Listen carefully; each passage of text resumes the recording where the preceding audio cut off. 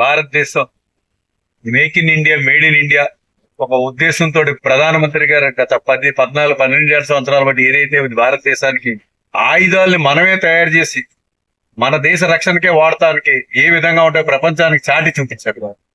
Make in India, made in India అంటే చాలా హేళనగా చూశారు. కానీ ఆ చైనా వాళ్ళు గాని, అమెరికా వాళ్ళ వెపన్స్ గాని పాకిస్తాన్ ఉపయోగిస్తే ఆ ఎందుకు పని చేయకుండా పోయింది. అటువంటి ఘనమైన బలమైన మిలిటరీ వ్యవస్థని సృష్టించి ఒక భూభాగంలో విమానాలతోటే కాదు, మహిళా పైలట్లతోటి, సిపాయిలతోటే కాకుండా కరాచీ పట్టణంలో 8 ఓడలను కూడా, అంటే జల మార్గాన్ని గాని, భూ మార్గాన్ని గాని, ఆకాశ మార్గం గాని, ఏ మార్గాన్ని నుంచి పాకిస్తాన్ ని దిగ్భజన చేసి నరేంద్ర మోడీ గారు వారి యొక్క శక్తి సామర్థ్యాలని మరీ ఒక్కసారి ప్రపంచానికి తెలియవేసిన విశ్వగురువు అంటారు ఆయన. ఆ విశ్వగురువు స్వరూపాన్ని ప్రత్యక్షంగా అన్ని దేశాలు చూసినాయి.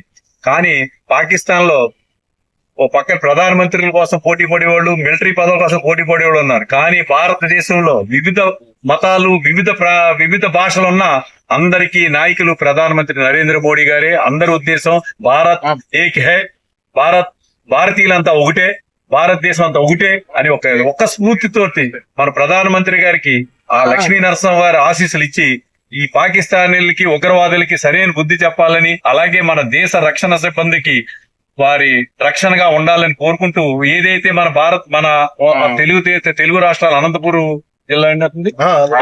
జిల్లా నుంచి ఒక వీర సిపాయి మరణించడం జరిగింది, మురళీ నాయక్ గారు. వారికి కూడా సంతాపం ప్రకటిస్తూ వారి కుటుంబానికి భగవంతుడు కొండంత ధైర్యం ఇవ్వాలని, ఏదైతే ముష్కరుల దాడితోటి సింధూర్ తోటి పెట్టి ఆ ఎవరైతే మహిళల ముందు చంపిన ఉగ్రవాదుల్ని మహిళలతోటి బుద్ధి చెప్పించారు మోడీ గారు. అలాగే దేశం కోసం వాళ్ళ భర్త పోయినందుకు వాళ్ళ ఇంట్లో కూడా సింధూరం పోయింది. ఆ కుటుంబానికి చాలా తీవ్ర నష్టం జరిగిన, దేశం కోసం ప్రయాణం ఇచ్చినందుకు వారికి కూడా మన అందరు కూటమి సభ్యులందరి తరపున కూడా వాళ్ళ కుటుంబానికి ప్రగాఢమైన బలమైన మన సానుభూతి తెలియజేస్తూ